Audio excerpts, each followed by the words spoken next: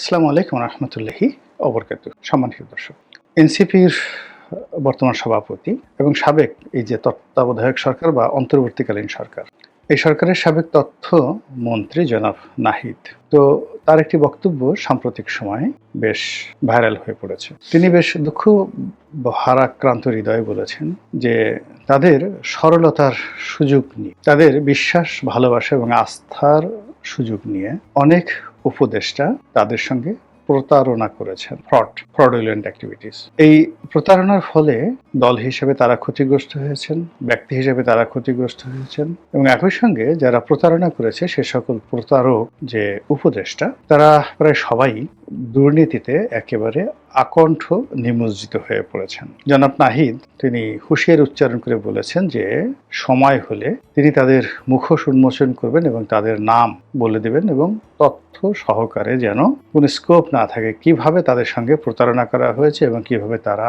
দুর্নীতি করছে, এবং এটা এই সময় রীতিমতো ভাইরাল। এরকম একটা পরিবেশ পরিস্থিতি তৈরি হবে, এদেশের যারা বোদ্ধা রাজনীতিবিদ রয়েছেন, রাজনৈতিক বিশ্লেষক রয়েছেন, তারা সবাই বলতেন।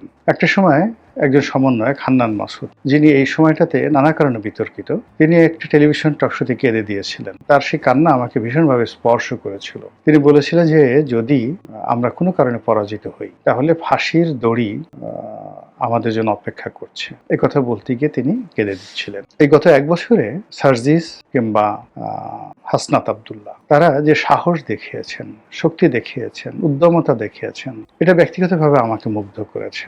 তাদের প্রায় সবকিছুই আমাকে মুগ্ধ করেছে, এবং আমি অনেক দিন ধরে এরকম মেধাবী, অর্থাৎ হাসনাতের মতো এরকম সাহসী এবং মেধাবী যুবক আমি কখনো দেখিনি। হাসনাতের সঙ্গে আমার কখনো দেখা হয়নি, কিন্তু আমার এই দীর্ঘ জীবন মানে কম নয়, কিন্তু বাংলাদেশের প্রেক্ষাপটে আমার যে বয়স, আমি যা কিছু দেখেছি, এটা একেবারে ফেলে দেওয়ার মতো না।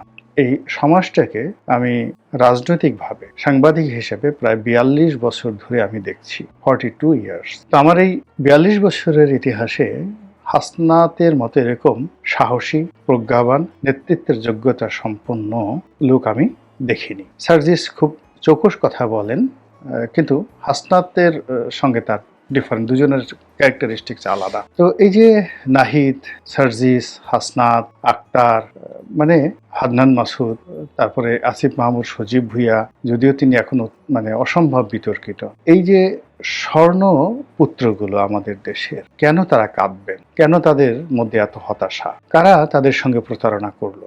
কারা তাদেরকে ঠকালো? কারা তাদের জীবনকে তছনছ করে দিল? কারা তাদেরকে হুইপিং করতে পারলো না, সময় মতো বুদ্ধি দিতে পারলো না? এই বিষয়গুলো আমাদেরকে সেটেল করতে হবে, এবং আমরা যারা এই সরকারের বাইরে আছি আমাদের এটা বলতে হবে এই কারণে যে যারা প্রতারক, যারা দুর্নীতিবাজ, তারা বেশিরভাগ ক্ষেত্রেই নিজেদের সেফ এক্সিট রাখে। নাহিদ যেটা বলছিলেন যে উপদেষ্টাদের অনেকে সেফ এক্সিট মানে নিরাপদে পালিয়ে যাওয়ার জন্য রাস্তা খুঁজছেন বা তৈরি করে ফেলেছেন। সাংবাদিক মাসুদ কামাল বলেছেন যে এই সকল উপদেষ্টারা যখন ক্ষমতা ছাড়বেন তার আগেই এদের পাসপোর্ট সেইজ করতে হবে, বাতিল করতে হবে, অথবা এদের পাসপোর্ট জমা রাখতে হবে। বোঝার চেষ্টা করুন পরিস্থিতি কোথায় চলে গেছে।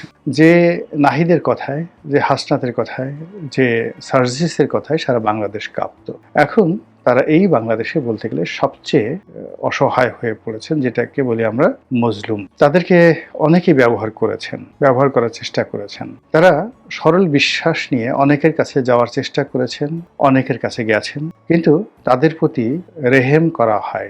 রহম, আরবিতে রহম যেটাকে বলা হয়, এটাকে হিন্দিতে বলা হয় রেহেম। তাদের প্রতি রেহেম করা হয়। বরং অনেক বড় বড় মানুষ তাদের অফিসে গেছে, তাদেরকে দ্বারা ফোন করিয়েছে, তাদের দ্বারা স্বার্থ সিদ্ধি করেছে। তারা বুঝতেও পারেনি যে একজন সমন্বয়ককে দিয়ে টেলিফোন করে, হাসনাতকে দিয়ে টেলিফোন করিয়ে কোনো ধড়িবাজ রাজনীতিবিদ বা কোনো উপদেষ্টা সেখানে অর্থ কামিয়ে নিয়েছে, স্বার্থ কামিয়ে নিয়েছে, এটা তারা বুঝতে পারে। কিন্তু এখন যখন তারা বুঝতে পেরেছে, তখন তাদের আসলে করার কিছুই ছিল না। আমি গতকাল একটি টেলিভিশন টকশোতে বলেছি যে জনাব নাহিদ তিনি খুব স্বপ্নবিলাসী ছিলেন। তা না হলে একটা মন্ত্রীর পদ ছেড়ে দিয়ে তিনি একটি রাজনৈতিক দলের নেতৃত্বে আসতেন না। এবং এখানে নাহিদদের সঙ্গে আমাদের যারা এই প্রজন্মে আমরা আছি, আমাদের ডিফারেন্স হলো আমাদের যে অভিজ্ঞতা, সেই অভিজ্ঞতাটা তারা সবসময় স্বপ্ন দিয়ে অতিক্রম করতে চেয়েছে। আমরা জীবনের যে যুদ্ধ, সেই যুদ্ধের হাতুড়ি দ্বারা যে জিনিসগুলো আমাদেরকে পিটিয়ে পিটিয়ে শিখতে বাধ্য করা হয়েছে, ঠিক সেই বিষয়গুলোতে পরবর্তী প্রজন্ম, এখন যারা নাহিদ যে ভুলগুলো করছেন বা করে ফেলেছেন, আগামীতে নাহিদের সন্তানেরও একই ভুল করবে। এখানে যেটি দরকার সেটি হলো নবীন এবং প্রবীণের সম্মিলন। দুর্ভাগ্য, তারা যে সকল প্রবীণের কবলে পড়েছেন এরা সবাই চরিত্রহীন, ধড়িবাজ, ব্যক্তিগত জীবন তাদের কিচ্ছু নেই, না ধর্ম, না কর্ম, না সফলতা, না শান্তি, না সুখ, কোনো কিছু নেই। এদের পরিষ্কার পরিচ্ছন্নতা থেকে শুরু করে, মানে এদেরকে মানুষ কেন বুদ্ধিজীবী বলে, কেন দার্শনিক বলে আমি এদেরকে বুঝি না। এদের কাছাকাছি আমি দেখেছি, এদের কাউকে আমার ভালো মানুষ মনে হয়। নাহিদ সার্জিসদের সবচেয়ে বড় দুর্ভাগ্য হলো তারা এই বাংলায় তাদেরকে হুইপিং করার জন্য, তাদেরকে বুদ্ধি দেওয়ার জন্য, পরিচালিত করার জন্য ভালো কোনো মানুষ পান। কেউ হয়তো ভালো কিন্তু অর্ধ উন্মাদ, কেউ হয়তো ভালো কিন্তু মেন্টাল সাইকোপ্যাথি রয়েছে, কেউ হয়তো দেখা গেল যে অতি পণ্ডিত, কেউ সফল নেই। তো নানা রকম দুষ্ট বুদ্ধি দিয়ে, দুষ্ট কর্ম মানে করার জন্য প্রলোভন দিয়ে এই যে একটা এনসিপির মতো একটা সম্ভাবনাময় দল, তাদেরকে শেষ করে দেওয়া হয়েছে। আমি একেবারে প্রথম দিন থেকে অনেকেই কারণে আমার প্রতি বিরক্ত ছিলেন, হয়তো এখনো আছেন।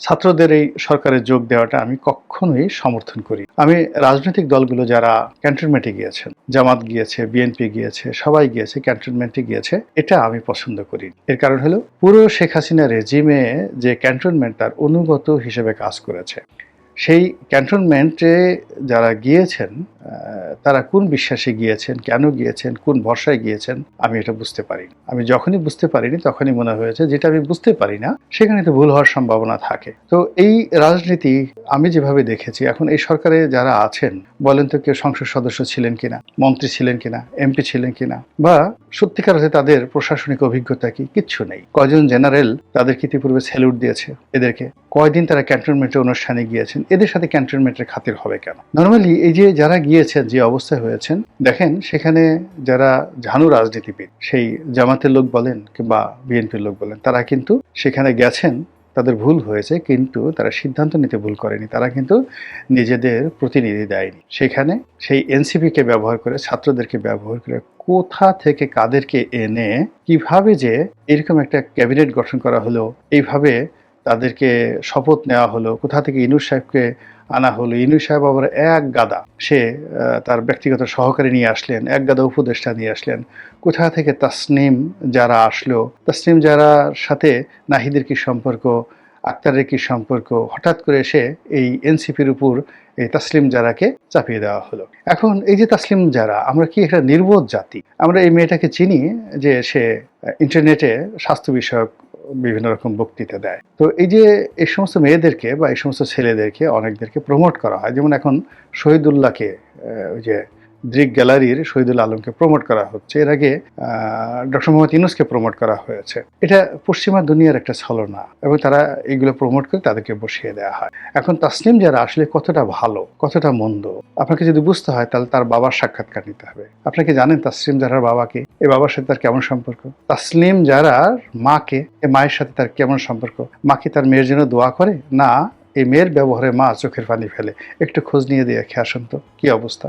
অথচ ডক্টর মোহাম্মদ ইউনূস না কে তাদেরকে এনে এনসিপির বসিয়ে দিল, সে বিরাট এনসিপি নেত্রী। এই হলো অবুঝ বাঙালি, এই হলো আবেগী বাঙালি। আর সেই আবেগী বাঙালির কবলে পড়ে এই যে আমাদের একটা বিপ্লবের নায়ক, মহানায়ক, তারা আজ যে দুর্বিষহ জীবন যাপন করছে, এটা কার কি এমন লাগছে জানি না, কিন্তু আমার কিন্তু ভালো লাগছে না। আমার কাছে এখনো মনে হচ্ছে যে এনসিপিতে অনেক টাউট, বাটপার, দুষ্ট, বদমায়েশ, মবকারী আছে, কিন্তু তারপরে শীর্ষ নেতৃত্বের বিরাট অংশ এখনো তারা যেভাবে সৎ আছে, অনেস্ট আছে, এটা প্রচলিত বিএনপি, আওয়ামী লীগ, জামাতের নেতাদের সাথে অনেক বেশি সৎ আছে।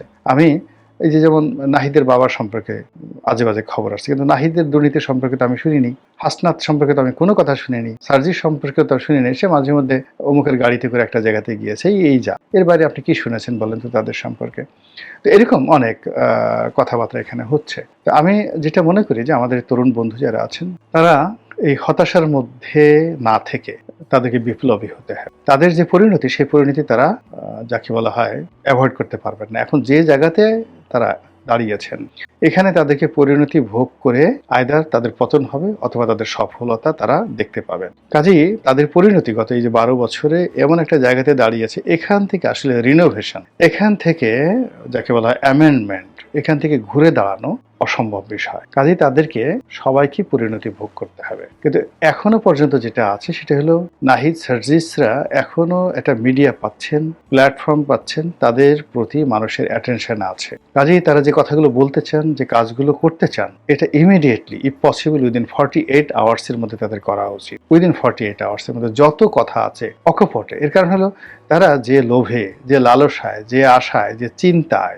বা যা ভেবে নিজেদেরকে ধৈর্যের আবরণে ঢেকে রেখেছেন, বা তারা যে আশঙ্কা করছেন, আশা করছেন, একটাও হবে না। বাস্তবতা হলো গত 14 মাসে যা কিছু ঘটেছে এর দায় দায়িত্ব তাদের উপর আসবেই। আর সেখান থেকে দেয়ার ইজ নো ওয়ে, কোনো ওয়ে নাই। ফলে একটা সময়ে মানুষকে রুখে দাঁড়াতে হয় এবং সত্য কথা বলতে হয়। একটা ছোট্ট উদাহরণ দিয়ে আজকের এই ঘটনাটা শেষ করব। মীর কাসিম নবাব সিরাজউদ্দৌলাকে পরাজিত করার জন্য অন্যতম একজন সেনানায়ক ছিলেন, বেঈমান ছিলেন, বিশ্বাসঘাতক ছিলেন। তারপর তিনি মীর জাফর আলী খানের মেয়ের জামাই ছিলেন এবং তার দক্ষিণ হস্ত। একদিকে মানে এক হাত ছিল মিরন আর এক হাত ছিল মীর কাসিম।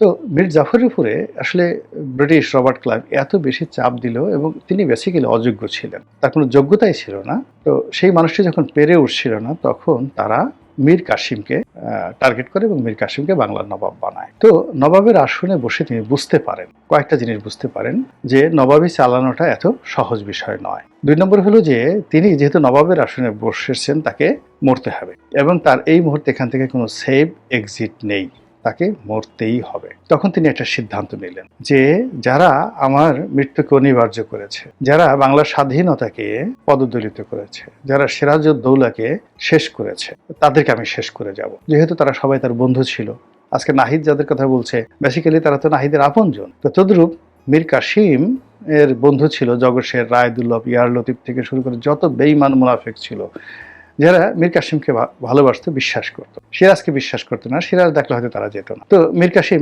একেবারে যখন সিদ্ধান্ত নিলেন যে আমি এদেরকে একটা শিক্ষা দেব, এই কারণে যে আমি যে পর্যায়ে পৌঁছে গেছি আমাকে মরতে হবে, তখন তার যে দুর্গ, সেই দুর্গ ছিল মুঙ্গের দুর্গ। মুঙ্গের দুর্গ হলো ভাগীরথী নদীর তীরে মুঙ্গের দুর্গ। এই দুর্গে তিনি অবস্থান করছিলেন, ইংরেজদের সাথে তার যুদ্ধ হচ্ছিল। তিনি সবাইকে দাওয়াত করলেন, সমস্ত বেঈমান এবং মুনাফিকদের, এবং তাদেরকে সেই যে দুর্গ, সেই দুর্গের চূড়ায় উঠিয়ে ভাগীরথী নদীর মধ্যে ফেলে দিয়ে সবাইকে হত্যা করল। মীর কাসিম যদি বাংলাদেশে কোনো একটি ভালো কাজ করে থাকে তাহলে এই যে বেঈমানদেরকে তিনি মেরে গিয়েছিলেন। নাহিদ তো সেটা মারতে পারবে না, নাহিদ মুখোশটা উন্মোচন করতে পারবেন, এবং এই কাজটি তার এবং তাদের, শুধু নাহিদ নয়, নাহিদ, সার্জিস, তারপর হাসনাত, তাদেরকে করতেই হবে। ভাই হিসেবে বলছি বা তাদের পিতা হিসেবে বলছি যে তাদের তকদির নির্ধারিত হয়ে গেছে, তাদের গন্তব্য নির্ধারিত হয়ে গেছে। দেয়ার ইজ নো ওয়ে, অন্য কোন দিকে যাওয়ার কোনো অবস্থা নেই। ফলে এখানে তারা শেষ সময়টাতে, এই সময়টিতে এই দেশের উপকার করে যাবেন, কিছু মানুষের মুখোশ উন্মোচন করে যাবেন, এবং নিজেদের যে দায় দায়িত্বটা নেই এটা কিছুটা হইলে অনেক মানুষ বিশ্বাস করবে তাদেরকে, যে এই মুহূর্তে তারা যদি এই কথাগুলো বলে ফেলেন। আল্লাহ তাদেরকে সবাইকে এবং আমাদের সবাইকে হেদায়েত দান করুন এবং হেফাজত করুন। আসসালামু আলাইকুম ওয়া রাহমাতুল্লাহি ওয়া বারাকাতুহু। পলাতক শেখ হাসিনা 1 বছর পরও মাটিতে নামলেন না, জনগণের মুখোমুখি হলেন না, তবে আক্রমণ চালিয়ে গেলেন ভার্চুয়ালি। প্রশ্ন উঠছে, এই কি জননেত্রীর দায়িত্বশীলতা? শেখ হাসিনার ভাষণে ছিল একগুচ্ছ হুমকি, পুরনো অভিযোগ আর বিরোধীদের দোষারোপ। কিন্তু প্রশ্ন হচ্ছে, নির্বাচন নিয়ে কোনো জবাব নেই। ডক্টর ইউনূস, সেনাবাহিনী, গণমাধ্যম সবাইকে একহাত নিলেন, অথচ নিজের দলের ভেতরের দুর্নীতি নিয়ে একটাও কথা বললেন না। তিনি দাবি করলেন দেশ উন্নয়নের পথে, কিন্তু সেই উন্নয়ন কি শুধুই ভার্চুয়াল? যেখানে জনগণ নেই, গণতন্ত্র নেই, ভোট নেই, সেখানে কিসের উন্নয়ন? 1 বছর ধরে দেশের বাইরে থেকে ভার্চুয়াল বক্তৃতা দিলেও তিনি দেশে ফিরছেন না কেন? জনগণের সামনে দাঁড়াতে ভয় পাচ্ছেন কেন? আইন আদালতের মুখোমুখি না হয়ে কেবল হুমকি ধামকি দিলেই কি নেতৃত্ব প্রমাণিত হয়? এটাই কি সেই নেতৃত্ব যার উপর বাংলাদেশ ভরসা রাখবে? বাংলাদেশের ভবিষ্যৎ কি ভার্চুয়াল বক্তৃতায় বন্দী থাকবে, নাকি জনগণ এবার নিজেদের সিদ্ধান্ত নেবে মাঠে নেমে? আপনার মতে শেখ হাসিনার ভার্চুয়াল বক্তব্য কি বাস্তব রাজনৈতিক দায় এড়ানোর চেষ্টা, নাকি কৌশলগত পাল্টা আক্রমণ? তো আজকে এই পর্যন্তই, কিন্তু প্রশ্নগুলো এখানেই শেষ নয়। এই দেশ, এই রাজনীতি, এটা আমাদের সবার। আপনি, আমি, আমরা সবাই মিলে গড়ে তুলব সচেতনতার একটা মঞ্চ। আপনার ভাবনা, আপনার চিন্তা এবং আপনার মতামত আমাদের দরকার। তাই কমেন্টে লিখে জানান এই মুহূর্তে আপনি কি ভাবছেন এবং আপনি কোন দিকে তাকাচ্ছেন। রিপাবলিক অ্যান্ড পলিটিক্স কেবল খবর বা বক্তব্যের জায়গা নয়, এটা একটা ভিন্ন মতের প্ল্যাটফর্ম। এখানে প্রশ্ন করার সাহস আছে, সত্যের পেছনে ছুটে চলার স্পর্ধা আছে। চ্যানেলটি ভালো লাগলে অবশ্যই সাবস্ক্রাইব করে পাশে থাকুন, কারণ একটা ক্লিকেই হতে পারে হাজারো অন্ধকার ভেদ করে আলো খোঁজা শুরু। ফিরছি পরের পর্বে আরও খোলামেলা বিশ্লেষণ নিয়ে। সে পর্যন্ত সবাই ভালো থাকুন, সুস্থ থাকুন। আল্লাহ হাফেজ।